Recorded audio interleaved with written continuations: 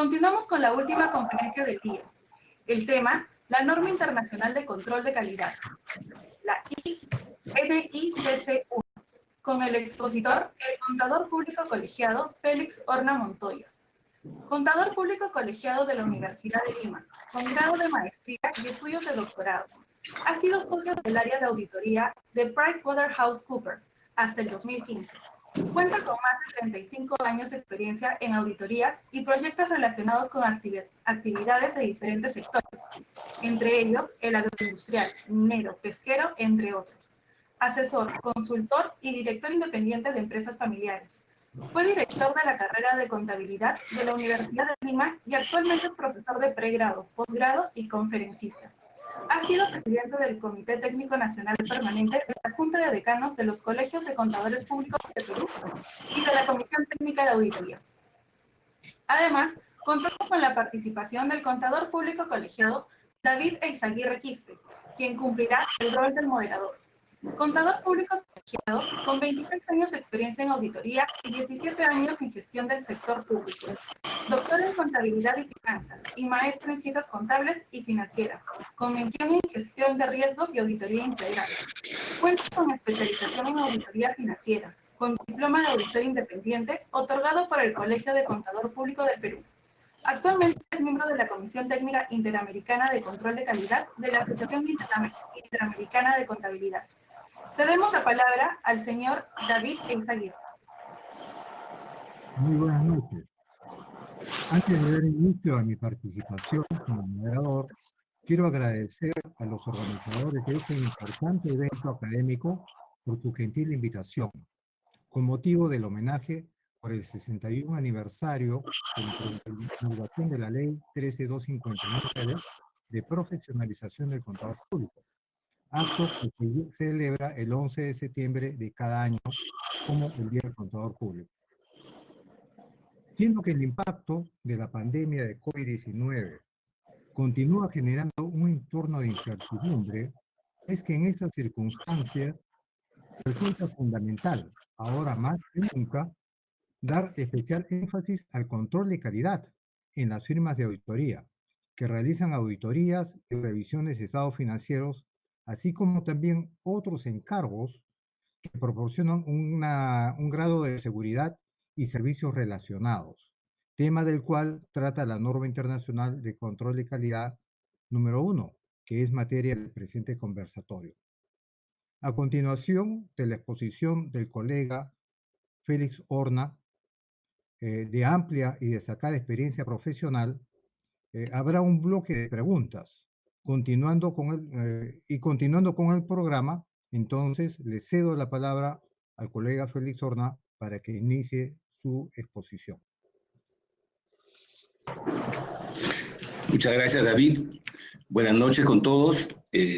Quisiera agradecer al colega Jorge Velasco, quien gentilmente me ha invitado para participar en estas conferencias, ¿sí? Y a nuestra Junta de Decanos del Colegio de Contadores Públicos del Perú, con motivo del 60 aniversario de la Ley de Producción del Control Público.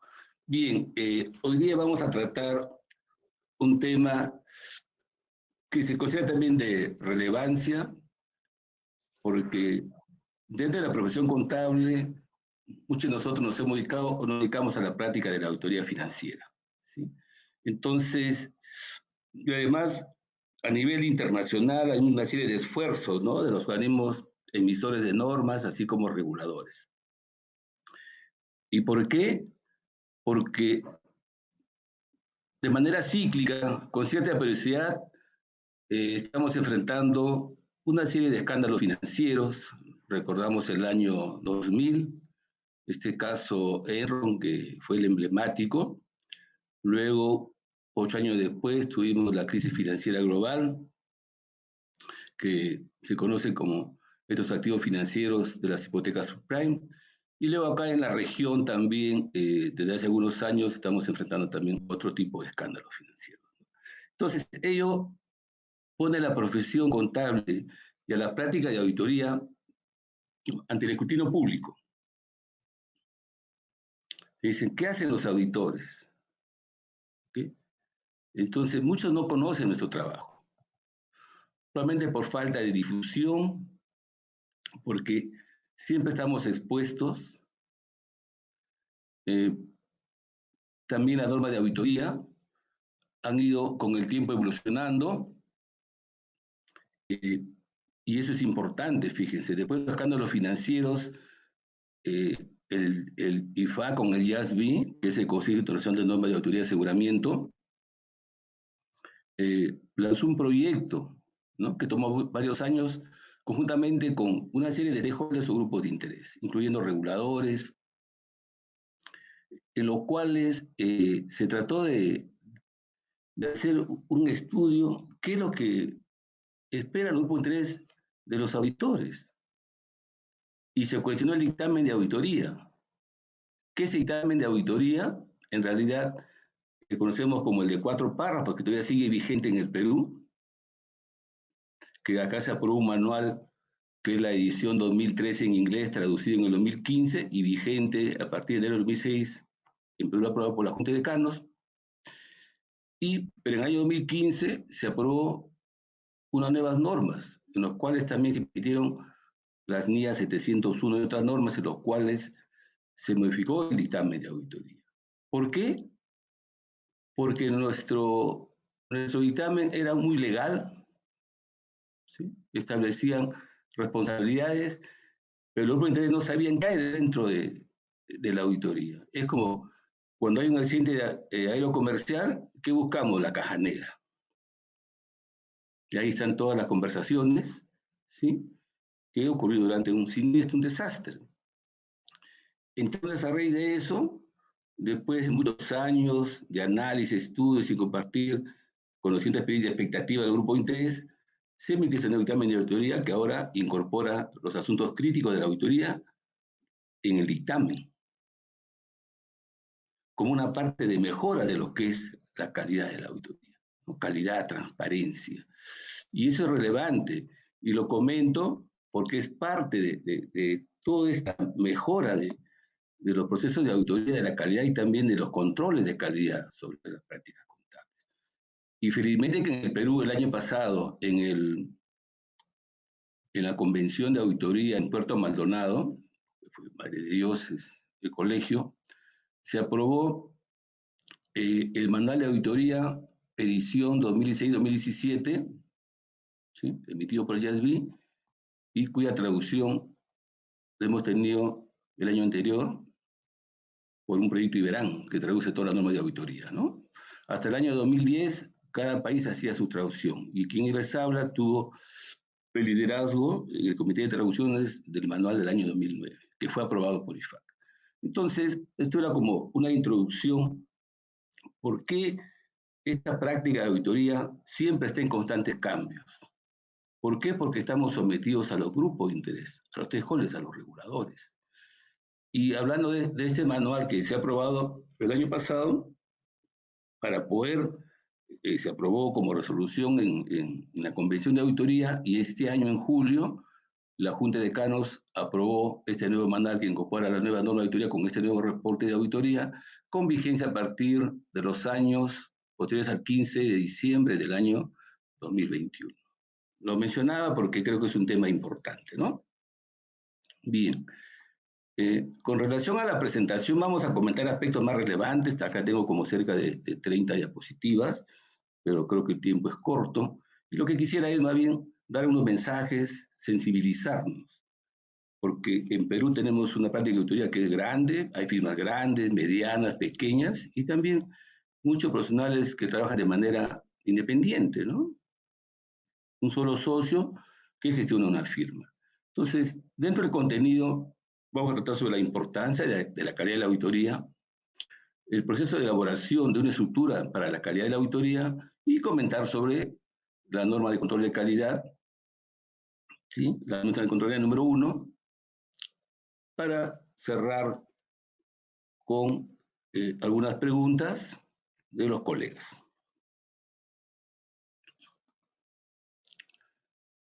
Bien, importancia de la calidad de la auditoría.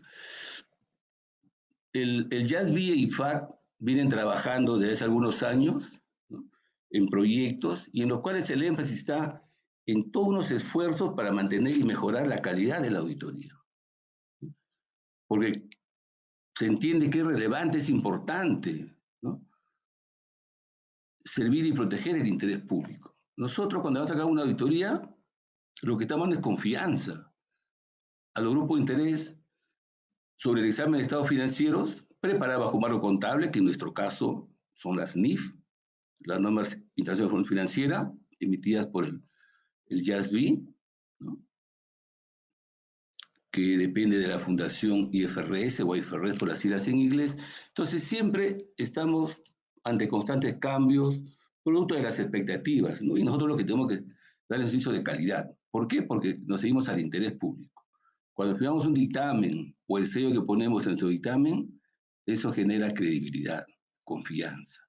Y si nosotros perdemos credibilidad, perdemos confianza, lógicamente la práctica se va a menos, ¿okay? Y las firmas que están expuestas también tienen problemas. Recordemos el caso de los canos vencidos en el año 2000, ¿no?, que llevó a que en esa época éramos las Big Six, una firma salga del mercado, ¿no?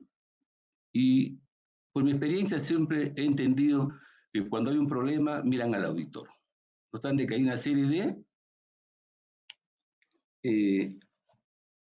entes que interactúan alrededor de una empresa, ¿sí?, pero ahí está el auditor, porque el auditor emitió una opinión sobre estados financieros, y hasta ahora hay mucha confusión entre una auditoría financiera y una auditoría forense.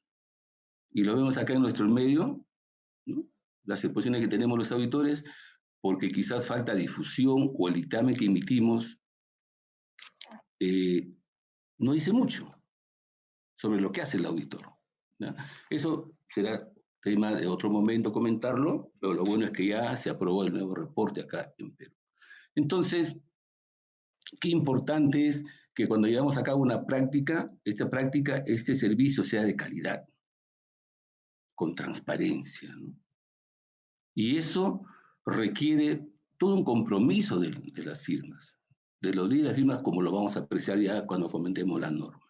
Entonces, IFAC, el JASB, reconocen esta importancia. Y ellos son los sponsors permanentes y continuos de la mejora de la calidad de la auditoría. Ahí al respecto, por ejemplo, como entienden que en nuestros mercados, ¿no?, hay muchas firmas también medianas y pequeñas, entonces en relación con control de calidad, IFAC emitió una guía de control de calidad para pequeñas y medianas firmas de auditoría. Y es interesante porque está un poco más customizado, ¿sí?, y tiene una serie de checklists de cuestionarios que apoyan, ¿no?, como documentos para poder documentar ese proceso. Igualmente, a nivel de AIC, la Comisión de Control de Calidad, presidida por el colega Hans de República Dominicana, y creo que el vicepresidente es Richard Pinto, que es peruano, pero que labora en Bolivia. Ellos han hecho una publicación el año pasado sobre control de calidad, ¿no? Ellos presiden también el fórum de firmas, y basado en todo el manual de control de calidad y la guía de IFAC, han emitido una publicación sponsoreado por AIC por Silea, para que esté a disposición de los colegas y sirva como una fuente de referencia para poder implantar un sistema de control en cada firma que provee servicios de auditoría. Entonces, dentro de ello, IFAC sigue promoviendo, ¿no?, a nivel internacional. Acá está el ACPA, que es el Colegio de Contadores de Estados Unidos, porque hace un año están trabajando conjuntamente en una serie de emisiones de normas. ¿Por qué? Porque incluso hay un gran proyecto de uniformizar, homologar las NIF con los principios que van a ser aceptados en Estados Unidos, ¿sí? Entonces, ahora vamos a comentar sobre cómo uno elabora una estructura para crear auditoría en donde hay una serie de intervinientes, ¿no?, y aspectos a considerar. Tuve la suerte de participar. Cuando me presentaron, comentaron que fui presidente de la Comisión Técnica de Consejo Permanente de la Junta de Decanos, y tuve la oportunidad de participar en 2 eventos de IFAC a nivel global. Uno en Brasilia, en el 2015, y en el 2017 en Bruselas, en Bélgica. Y ahí interactué con este señor Arnold Schilder, que es el presidente del International Auditing Assurance and Standard Board. Y tuvimos la suerte que en el año 2018 nos visitaran ellos. Vino el Consejo del JASB, de normas de auditoría, y el Consejo también de normas de negocio financiero. Acá llevaron a cabo sus reuniones anuales, y también vino la Comisión de Ética, ¿no?, con su presidente de origen griego. Y interactuamos con una serie de grupos de interés acá en Perú. Y fue muy interesante, ¿no?, conversar con ellos, cómo ellos fomentan, promueven la ética, las normas de contabilidad financiera, las normas de auditoría. Y con Arnold Schilder, es un profesor, pero también es un practitioner, y siempre nos comentaba el compromiso con la calidad de la auditoría. Y acá, si me permiten, leer en una entrevista que dice, la calidad de la auditoría es y continuará siendo un área de atención principal del JASB, de ese Consejo de Normas Nacionales de Auditoría, revisiones, aseguramientos, que son los manuales que emiten, y servicios afines, ¿sí? Y de otra estructura contribuye al avance de este tema, mediante la cual hay que dejar claro que si bien la responsabilidad por realizar auditoría de estado financiero de calidad recae en los auditores, en las firmas de auditores, la calidad de la auditoría se logra en un entorno donde hay respaldo de interacciones apropiadas entre los participantes en la cadena de suministro de la información financiera. ¿A qué se refiere? Los grupos de interés, por ejemplo, las empresas que preparan estados financieros bajo el enfoque de entidad que reporta, y hasta el grupo de interés, los reguladores, una serie de entidades que interactúan alrededor de lo que es una auditoría, ¿sí? Entonces ahí se comenta sobre la actividad financiera que está respaldada en reportes de calidad y alta calidad. Lógicamente las auditorías, ¿por qué no piden esa auditoría? Porque si nosotros damos un nivel mayor de confianza a los estados financieros, y es de un tercero, no es del ente que prepara sus estados financieros. Entonces los grupos de interés requieren que estos sean auditados. ¿Sí? Y también es un tema cultural, ¿no? En el Perú, bueno, es obligatorio para las empresas públicas, o sea, aquellas no se toman las públicas que han emitido deuda o acciones y los han listado en un mercado de valores. Entonces ellos resaltan la importancia de la calidad de la auditoría, un tema de relevancia para todos los grupos de interés. Y muchos usan la palabra, pues, stakeholder, entonces el suministro de información financiera.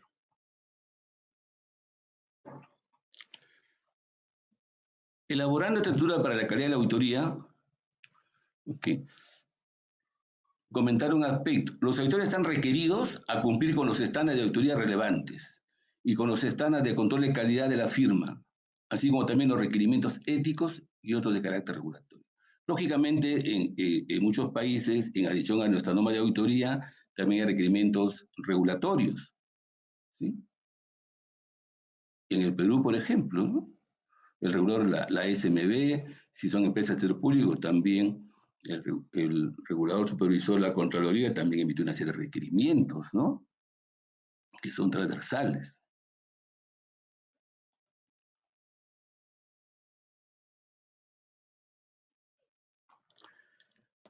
Acá tenemos un gráfico, no sé si lo pueden apreciar, en los cuales las interacciones claves que tenemos nosotros, ¿no? Hay factores de entrada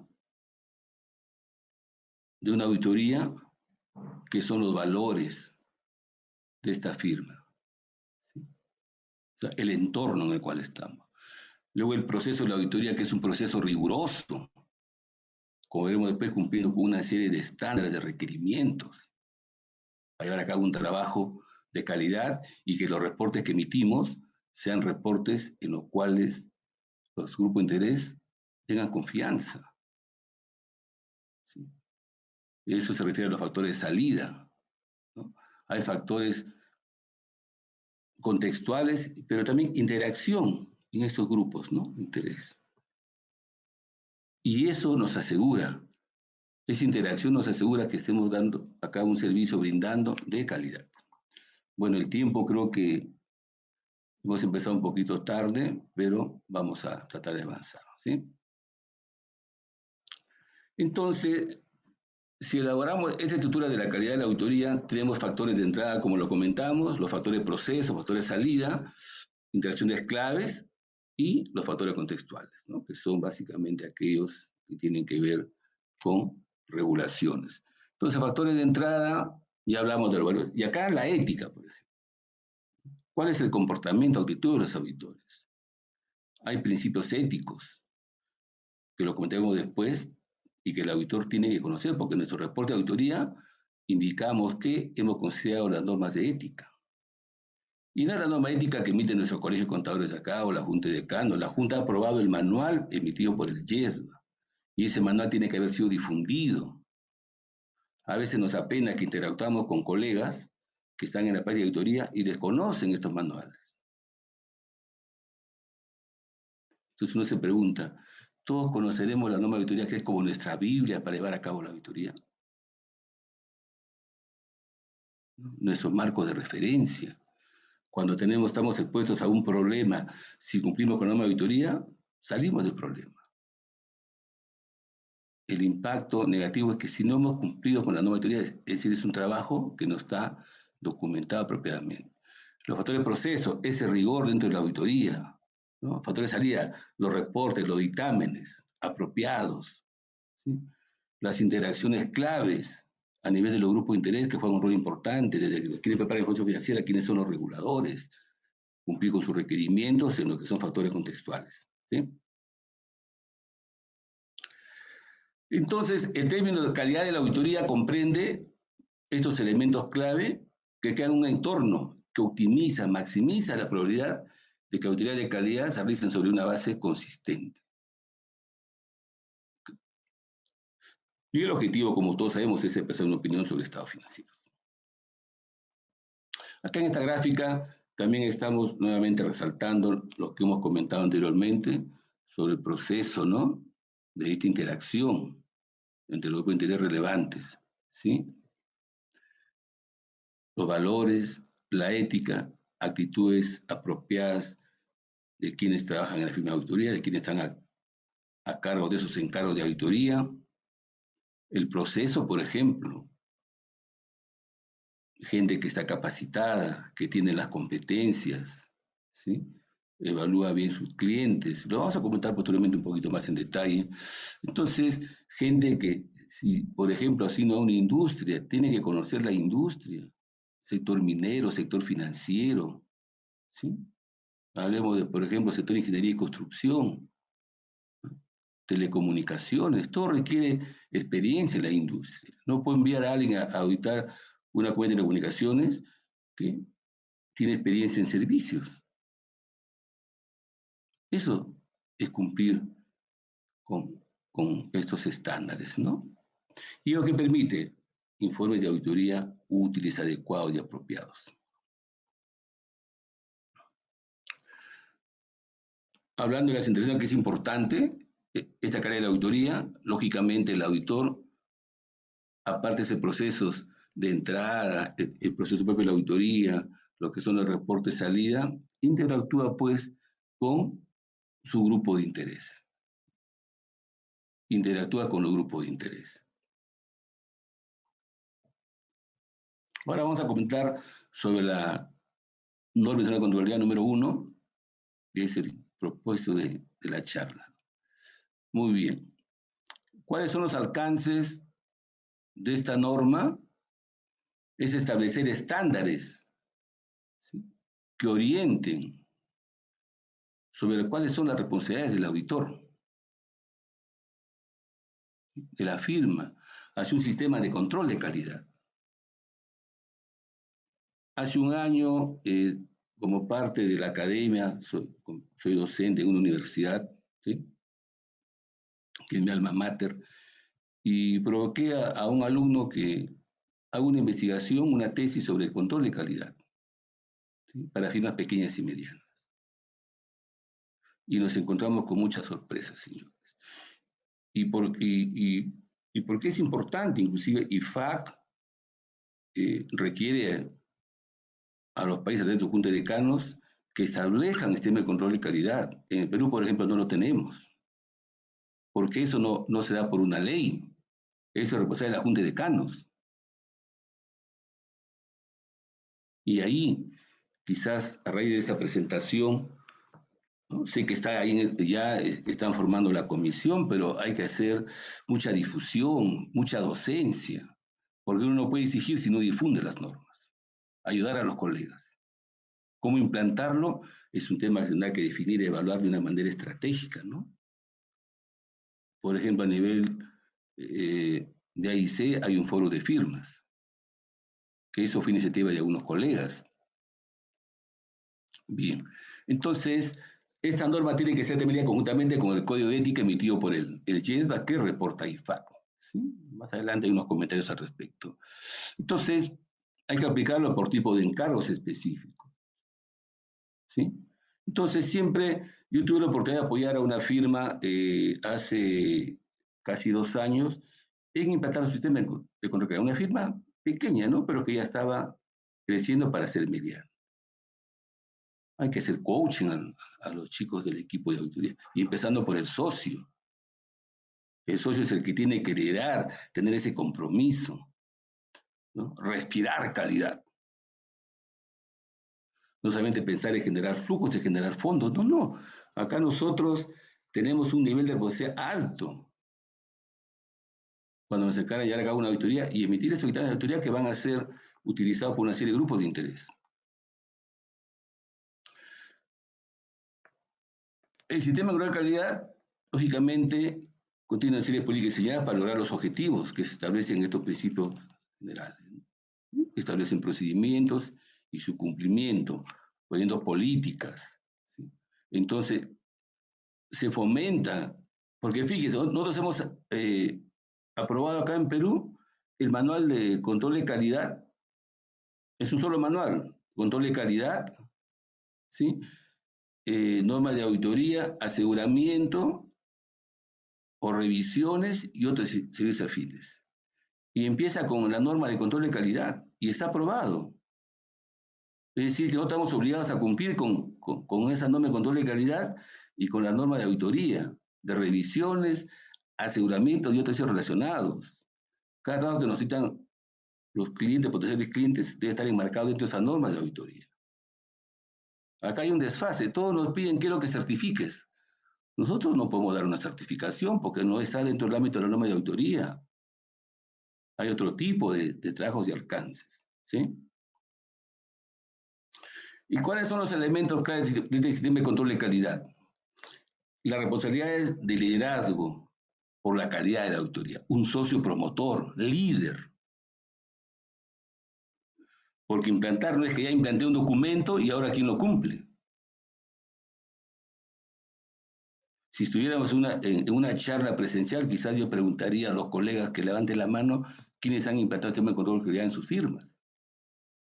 Y quizás nos daríamos con sorpresas, ¿no? Los requerimientos éticos.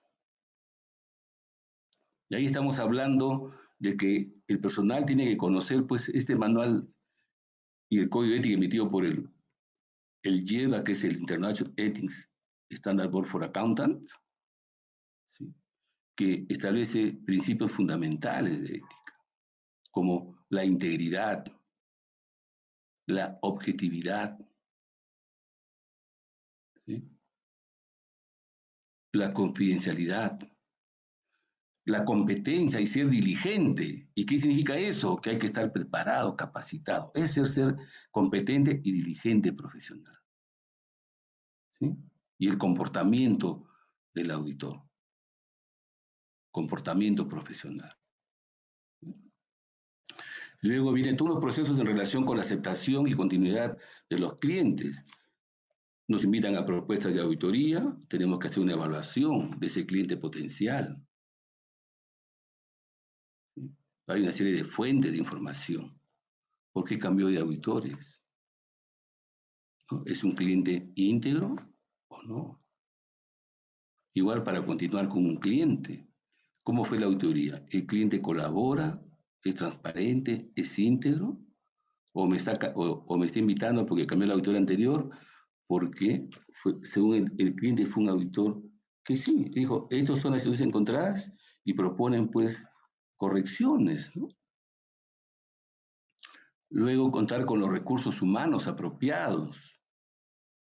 Eso requiere una serie de políticas para incorporar el personal de la firma. Desarrollar el trabajo, el contrato, el encargo de auditoría con esa rigurosidad y luego el monitoreo, la supervisión. Entonces, todas estas políticas tienen que estar documentadas para que alguien pueda hacer la revisión de tu sistema de control de calidad. No es que yo cumplo, ahí están en mi papel de trabajo. No, no, no. Hay una serie de documentación que se debe generar para poder documentar como parte del proceso de control de calidad. Y acá sale el liderazgo, ya hemos comentado al respecto, ese compromiso de la firma y del socio líder para implantar este control de calidad y que se cumpla, que se lleve a cabo durante el proceso de la auditoría al término de la auditoría, ¿sí? Para asegurar que los dictámenes que se emitan sean dictámenes apropiados y de calidad. Entonces, esa cultura de responsabilidad, de compromiso, tiene que ir, es un top and down, de arriba hacia abajo, ¿sí? Entonces acá se generan reuniones periódicas, como consejos para promover ello. Uno ingresa a la firma y ves ahí los paneles, la calidad, todos los compromisos, ¿no? Eso significa que la firma está difundiendo mediante charlas, ¿no? Proporcionar material. Ya comentamos sobre ética. Acá ustedes tienen el manual de ética que fue aprobado por la Junta de Decanos. Está a disposición de los colegas. Y son manuales extensos. Pero en nuestro dictamen de auditoría nosotros hacemos mención a que hemos cumplido con las normas de ética. Y la norma de ética emitida por el YESBA. Si ustedes leen los dictámenes de auditoría, se hace mención a este código. Entonces le preguntamos a los colegas, ¿me pueden comentar sobre el manual o el código de ética? Muchos se refieren al Código de Perú, o sea, emitido por un colegio de su región.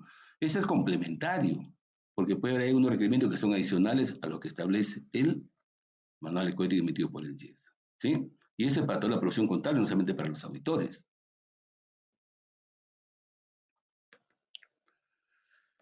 En lo ético acá hemos puntualizado en lo que es independencia. Hay políticas. Fíjense, en mi caso, yo inicié a trabajar en la firma Cooper St. Lybrand, tuvimos una fusión con Pricewaterhouse, ¿no? A nivel global en el 98 y a nivel local en el 2000. Y producto de ello, hubieron unas situaciones que se analizan, se evalúan, y los comento a veces, ¿no?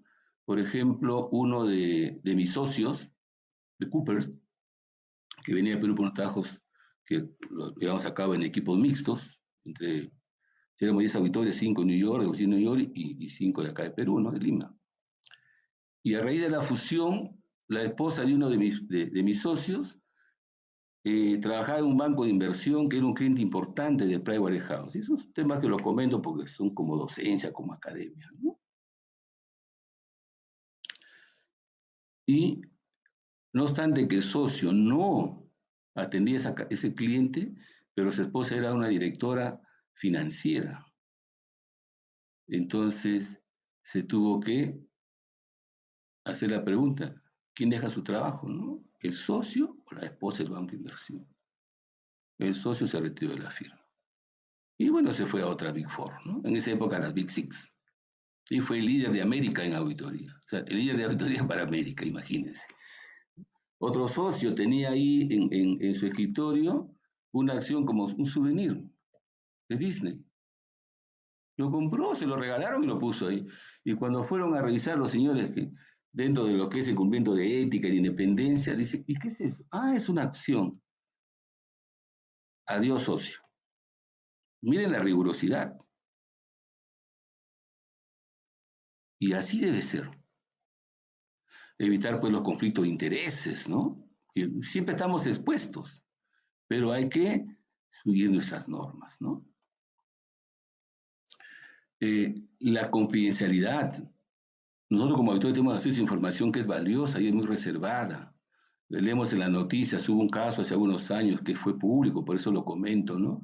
Un socio de una firma de auditoría, ya una Big Four, había compartido información con un amigo con quien jugaban golf. Información sobre proyectos. Si yo sé que una compañía tiene proyectos importantes para el futuro y cotiza en bolsa, de hecho que lo que se espera es que con esos proyectos se anuncien, ¿no? Y que son proyectos que se entiende que son exitosos, el valor bursátil va a subir pues, de las acciones, ¿no? Pero si yo escucho a Carlos Colega que comparte información de sus clientes, te comentan, ¿no? O el staff. O sea, no tienen todavía hacia adentro ahí ese valor de lo que es la confidencialidad de la información. Ni a la esposa que comentar, ¿no? Uno llega a su casa y se olvidó del trabajo. Así de riguroso. ¿Sí? Y eso es cumplir con un código de ética, ¿no? Entonces, cuando uno se expone a ello, lógicamente está sujeto a una serie de investigaciones y sanciones. Hemos comentado sobre la aceptación y continuidad de los trabajos. Todo trabajo nos invitan siempre en la práctica, ¿no? Para las propuestas siempre estamos a la espera, nosotros mismos fomentamos que nos inviten, ¿no? Porque es justo pues, el área comercial, el área de marketing, porque tenemos que generar cuentas para incrementar nuestro flujo, los ingresos y también una especie de crecimiento en la firma. Pero hay que analizar qué clientes, ¿no? Tener procedimiento de verificación. ¿Qué pasa si el cliente que me está invitando está inmerso en lavado de activos? En narcotráfico. Tiene problemas de reputación. No me puedo acercar a ese cliente. Si fue cliente y lo conocí, chao, ¿no? En el momento que yo tomo conocimiento de estas situaciones. Entonces, muchas veces nosotros el día a día de la audiencia nos lleva, estamos ahí inmersos y a veces perdemos esta mirada al bosque. Por eso que estos organismos emisores nos recuerdan, ¿no? IFAC lo tiene en la agenda, y los comités de ética, los comités de norma de auditoría, incluso había un proyecto que estos consejos se fusionen por la importancia que tiene la ética dentro de la auditoría.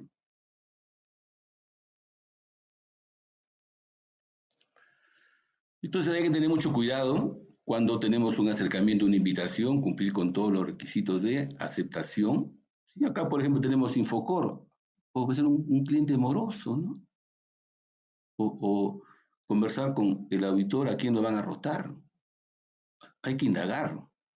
Y si es una continuidad del cliente, también hay que hacer, cuando se cierre el trabajo, se hace una evaluación y se comparte en la firma con el socio principal o el socio de riesgo o el socio de calidad. Siempre hay un socio de riesgo, siempre hay un socio que conoce de riesgos, ¿no? Porque va a exponer a la firma.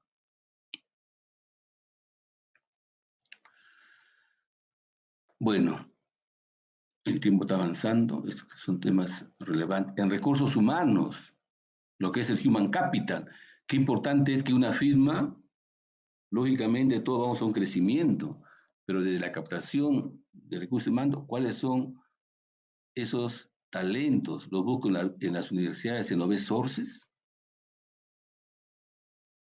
Bueno, actualmente, en mi época, por ejemplo, yo trabajé en una sola firma 35 años. Pero ya con las nuevas generaciones, hace unos 15 años, los socios se van a otras firmas, los gerentes van y vienen, ¿no? Ya ese sentido de mi alma mater, de la camiseta, ha ido cambiando. Pero igual, porque los chicos, como se les capacita, lógicamente están expuestos en una vitrina. Van al mundo corporativo o van a la auditoría. Hay libertad de trabajo. Antes, bueno, creo que eran otros tipos teníamos puesto la camiseta, ¿no? Como que fuera un valor. Pero importante es ser competitivo. Entonces la firma tiene que reclutar a los mejores valores, a los talentos, capacitarlos, darles, ¿no? Indicarles esta es la ruta de crecimiento en la firma. Como asistente puede llegar a senior, gerente y socio de la firma. Motivarlo, entrenarlo. Y no solamente técnicamente, también en los soft skills. Los chicos necesitan trabajar en equipo, saber comunicarse, saber expresarse. Ellos esperan eso de la firma en la cual les incorporan. Y obviamente un nivel apropiado, pues, de remuneraciones, ¿no?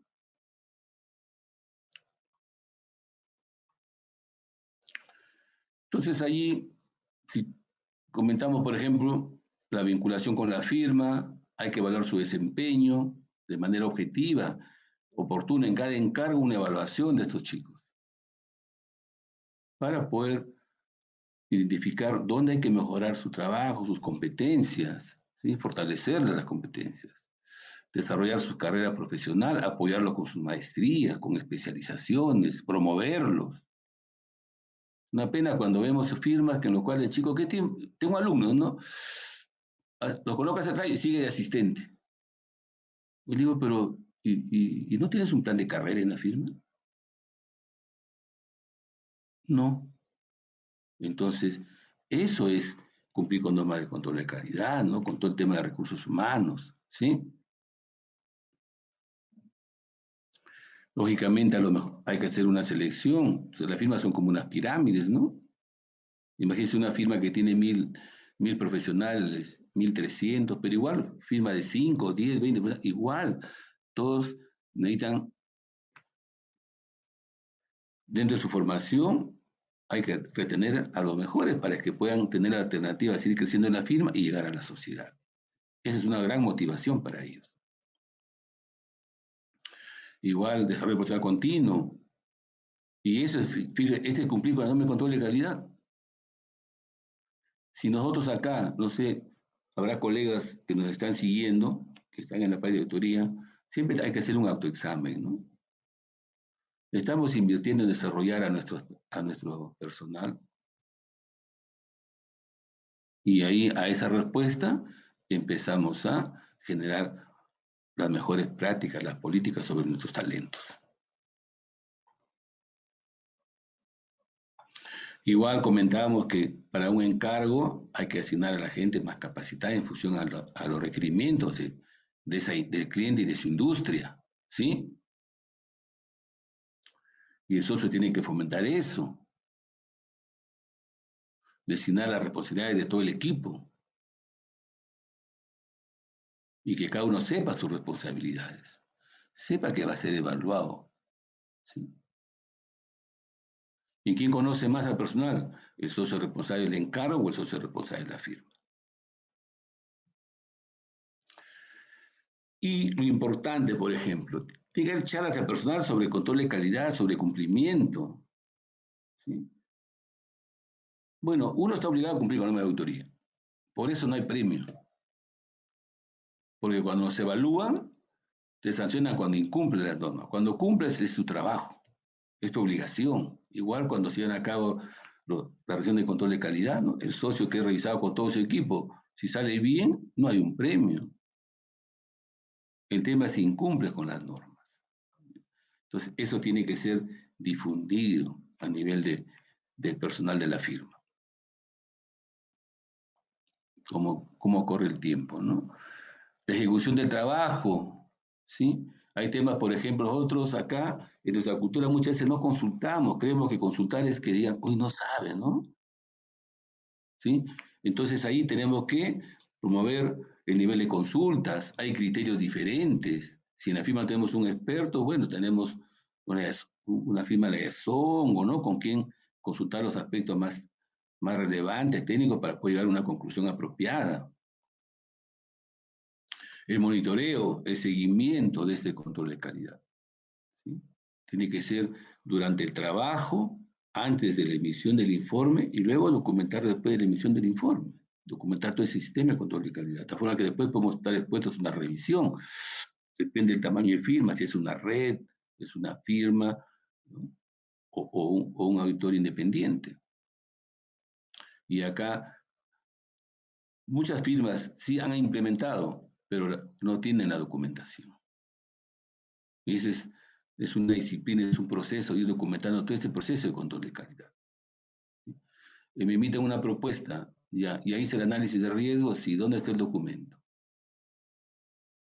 Acá está, listo. Cualquier decisión se va documentando, ¿no? Y en esa documentación, que es relevante, que es importante, puede ser documentación, mucha documentación manual, y ahora toda la firma de auditoría hay software, ¿no? Para todos los alcances, todos los bolsillos, en los cuales se documentan todos los presentes de la auditoría, que es como una guía para cumplimiento. ¿Sí? Y fueran papeles físicos, se puede escanear y también se sube a la base de datos. ¿Sí? Bien, he tratado de comentar aspectos más relevantes porque el tiempo también es limitado. Entonces, dicho eso, muchísimas gracias. Ahora dejo la palabra acá a David, ¿sí?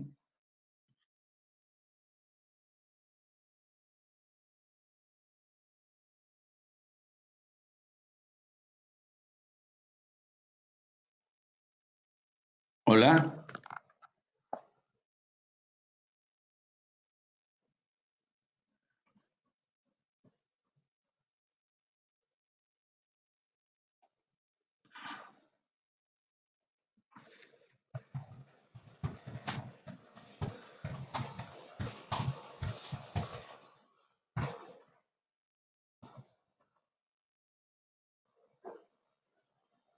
En el bloque de preguntas, el señor Alberto Ramón Álvarez comenta y dice, la estructura de control de calidad, ¿qué componente forma parte de la auditoría financiera?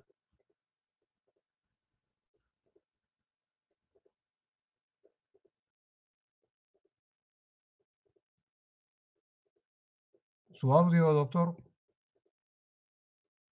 Su audio.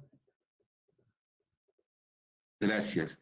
Como hemos comentado en la charla, ¿sí? El control de calidad se aplica a todas las firmas que llevan a cabo auditorías financieras o revisiones o otros aseguramientos o servicios relacionados. Entonces ahí hemos podido, en las diapositivas, todos esos elementos que hemos comentado son los elementos que hay que cumplir, esos componentes del control de calidad. ¿Sí? El liderazgo es un elemento importante, ¿no? ¿Sí? La ética, los recursos humanos, todo eso parte es el control de calidad. ¿Sí? Solo para complementar, el término elementos son lo que está considerado por la NICC1, ¿no? Que es materia de exposición que esto brillantemente está realizando.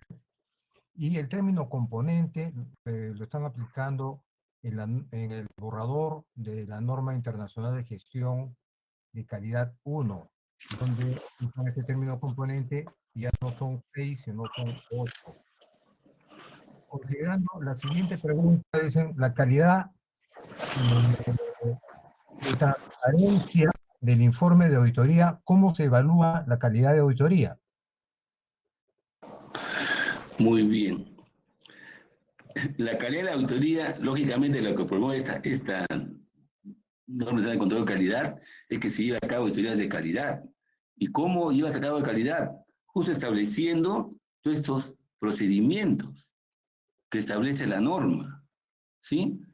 Todo esto que establece la norma hay que cumplirlo. ¿Y eso qué asegura? Que tu dictamen de auditoría sea de calidad. ¿Por qué? Porque el resultado del trabajo es el dictamen de auditoría. Y eso llega a los grupos de interés, porque tú das un nivel de confianza a los grupos de interés.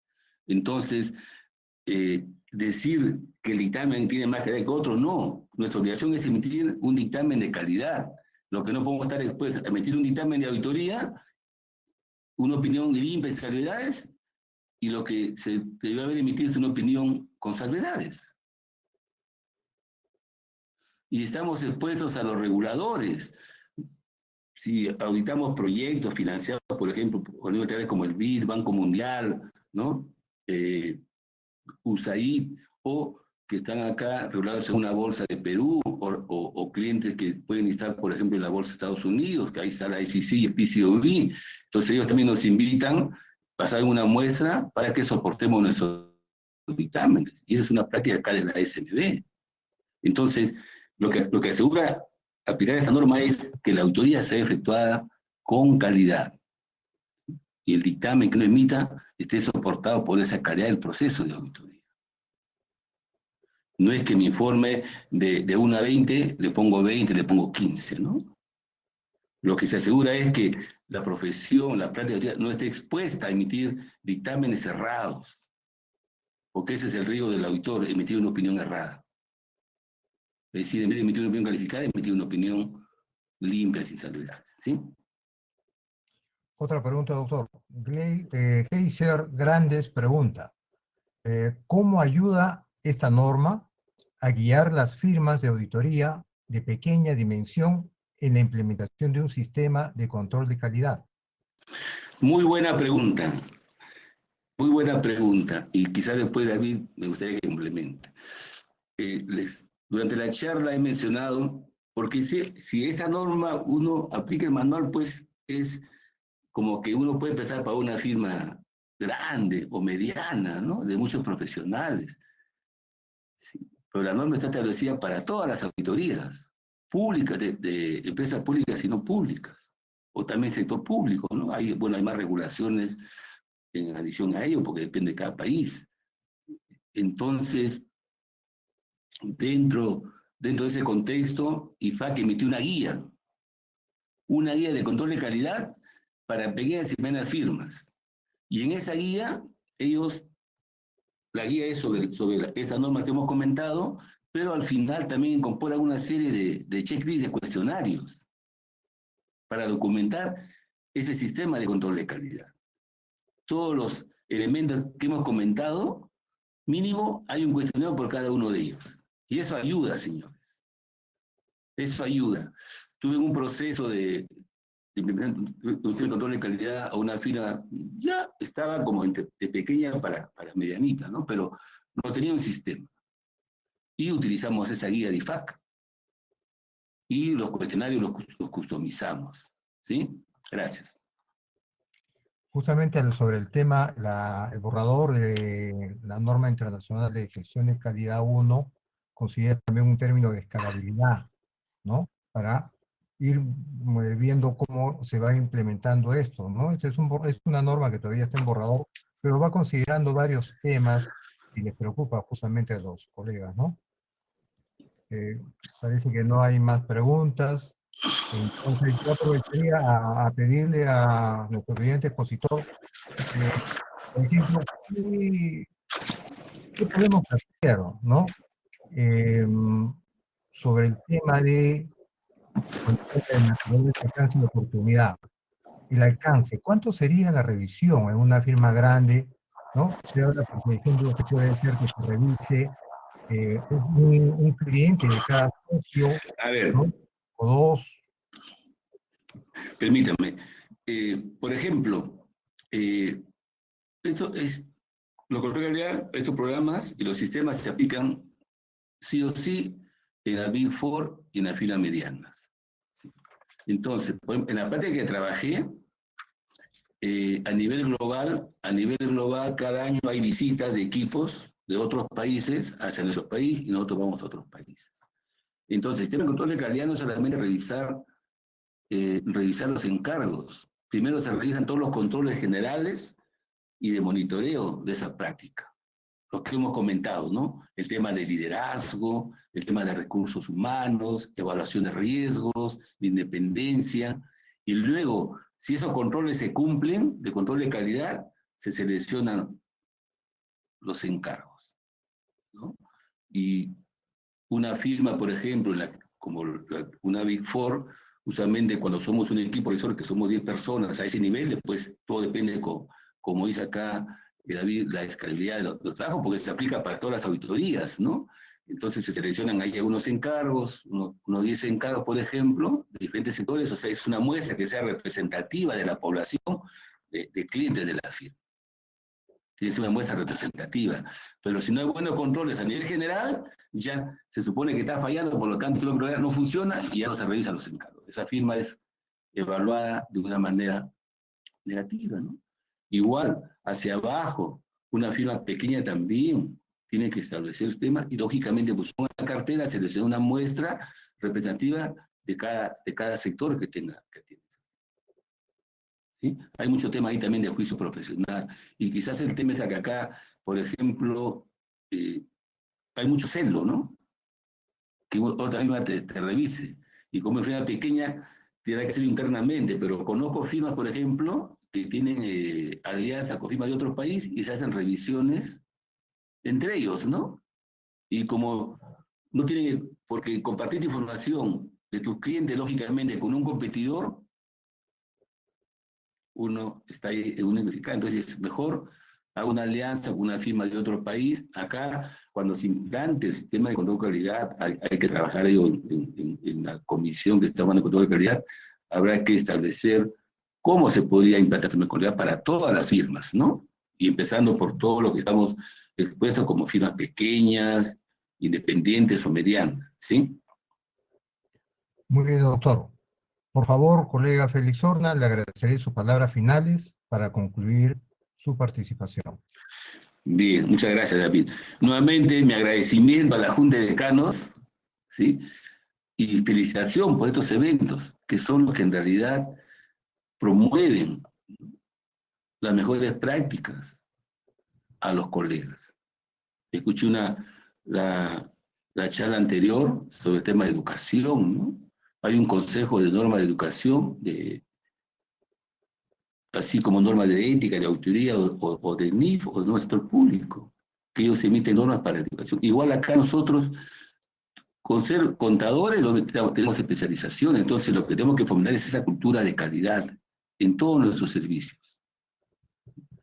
Sensibilizar, asumir ese compromiso, esa responsabilidad, porque ese es lo único que nos va a asegurar que nuestros trabajos, señores, sean de calidad y que los informes que emitamos sean informes que generen confianza y que no estemos expuestos, que no nos expongamos a que en el futuro nuestros dictámenes sean cuestionados,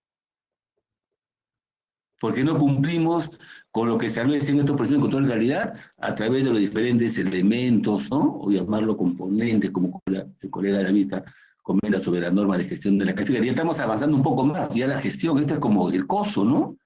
Que ha ido evolucionando, que ahora tiene el tema de estrategias y riesgos. Entonces, más que una obligación, es que nosotros nos aseguremos que hacemos un buen trabajo. Y ese buen trabajo nos va a recomendar a nosotros, como, en este caso, como auditores, a ser competitivos, a que nuestra cartera se vaya creciendo. ¿Por qué? Porque nos hacemos un buen nombre, un nombre de confianza. Entonces, señores, mi palabra final es que asumamos ese compromiso hacia implementar en nuestras prácticas, no interesa el tamaño, un sistema que nos asegure la calidad de nuestros servicios de auditoría. Gracias. Muchas gracias a usted, doctor Félix Horna. Me ha sido muy grato participar con usted en este conversatorio, haciendo como usted siempre docencia, que me hace recordar mis tiempos en las aulas, escuchando esta cátedra. Muchas gracias nuevamente y muy buenas noches. Muchas gracias por vuestra atención, señores, y feliz día, contador público.